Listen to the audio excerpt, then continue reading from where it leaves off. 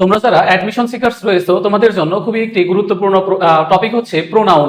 Pronoun থেকে প্রায়শই বিভিন্ন পাবলিক পরীক্ষায় অনেক প্রশ্ন আসে, বিশেষ করে রিলেটিভ প্রোনাউন কোনগুলা এগুলা জানতে চাওয়া হয় অনেক কোশ্চেনে। তো এখানে একটি প্রশ্ন দেওয়া আছে, দেখো যে হোয়াট কাইন্ড অফ প্রোনাউন আর হু, হোয়াট অ্যান্ড হুইজ। তাহলে দেখো যে এখানে চাওয়া হয়েছে হু, হোয়াট, হুইজ কোন ধরনের প্রোনাউন। অপশনে দেওয়া আছে দেখো demonstrative pronoun, personal pronoun, relative pronoun এবং রিফ্লেক্সিভ প্রোনাউন।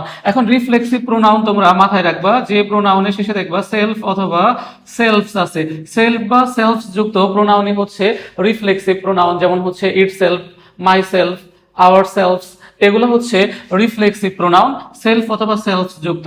আর পার্সোনাল প্রোনাউন দেখো যে যেগুলো পার্সনের পরিবর্তে বসে, দেখো I, my, me, he, his, him, she, her, heart, এগুলো হচ্ছে কি পার্সোনাল প্রোনাউন।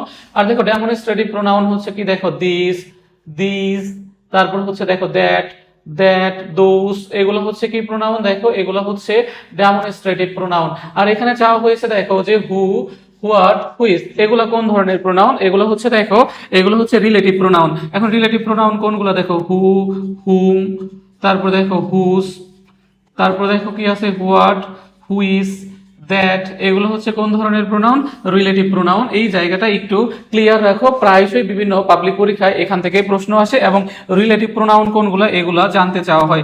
আশা করি এই ভিডিওটি দেখার পর আর তোমার রিলেটিভ প্রোনাউন নিয়ে কোনো প্রবলেম থাকবে না।